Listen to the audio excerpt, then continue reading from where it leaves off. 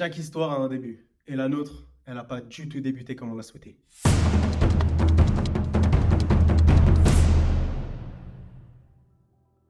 Salut à tous, bienvenue sur cette nouvelle vidéo YouTube où on va parler du début de saison des U11 de la Montpellier Academy. J'aurai un tournoi qu'on va justement faire dans une semaine. Je les avais vus jouer et ça m'avait procuré mais vraiment une joie immense. J'avais l'impression de me voir étant petit.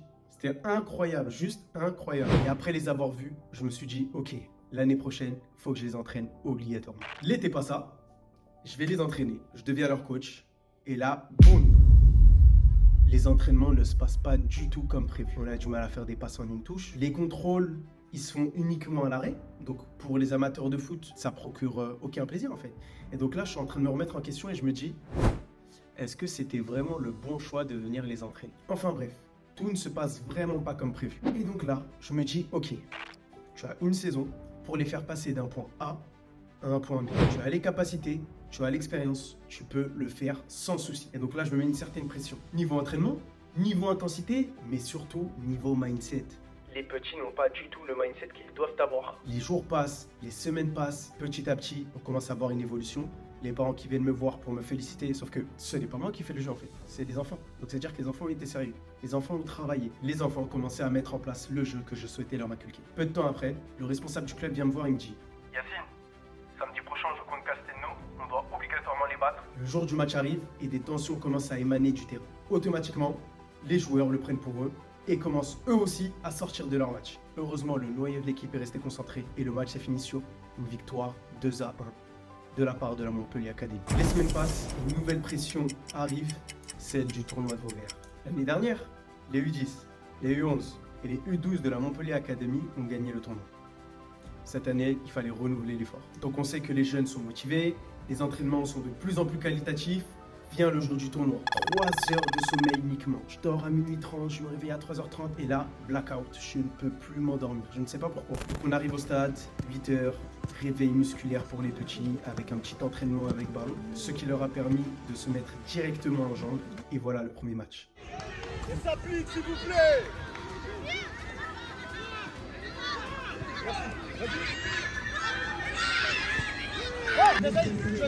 J'essaye.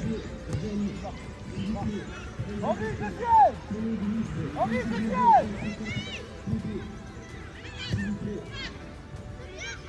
Vas-y, merci. Colle la ligne. Avance avec la balle, Zakaria reste derrière, prends sa place.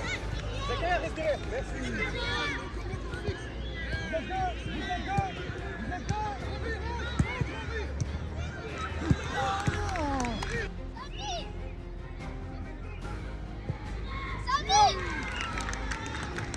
Viens te reposer.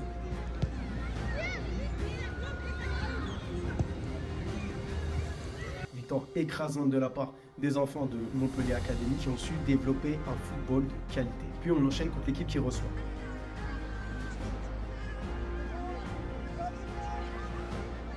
Bruh.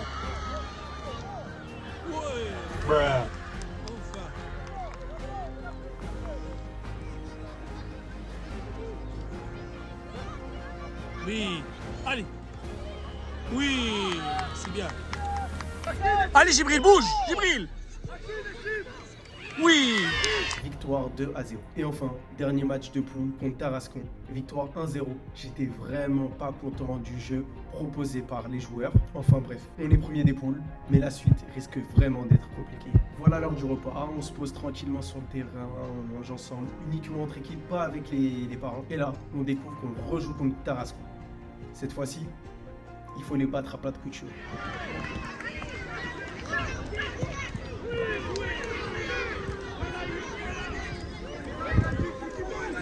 Donc.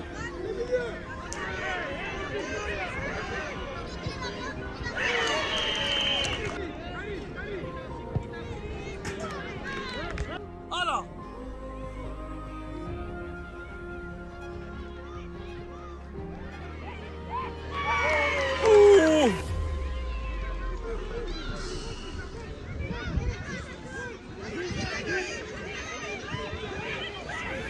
Ouais.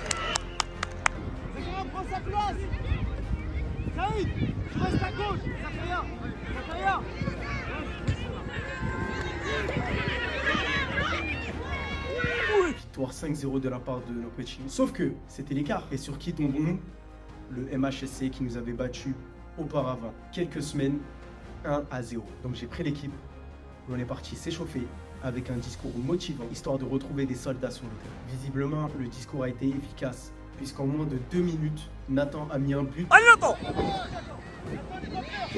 Donne! Allez, Jibril!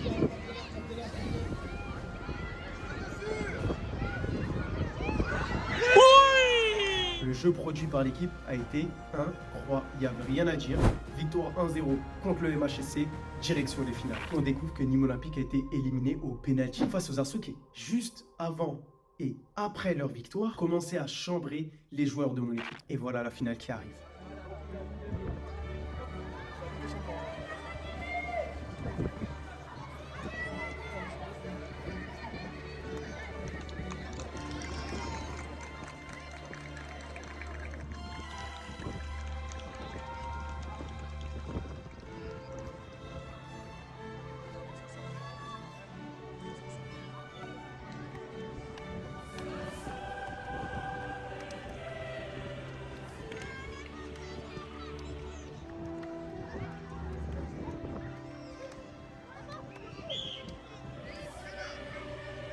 Première mi-temps, 0-0.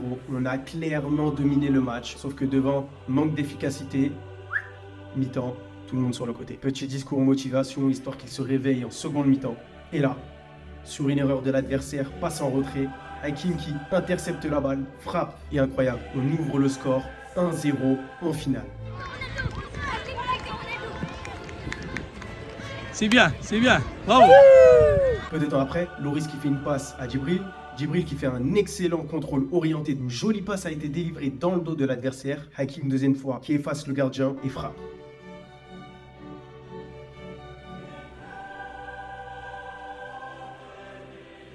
« 2-0, score final et victoire de Montpellier Academy. À la fin du tournoi, on a fini sur un clean sheet, 0 but. Loris qui finit meilleur gardien du tournoi. Hakim qui finit meilleur joueur du tournoi. D'ailleurs, la coupe, elle est juste là. Et voilà. Donc, comme vous le voyez, 10e tournoi Intermarché Vauvert 2023. Avec la petite médaille en or, bien évidemment, parce que on est les meilleurs. Et surtout, ce qui fait le plus plaisir, c'est un grand sourire des enfants qui eux-mêmes voient qu'ils évoluent du jour. Et on se donne rendez-vous ce dimanche sur mon Instagram avec le tournoi de Rousseau. Si tu as aimé le contenu, n'hésite pas à t'abonner, à liker et à cliquer sur la cloche de notification. Ciao!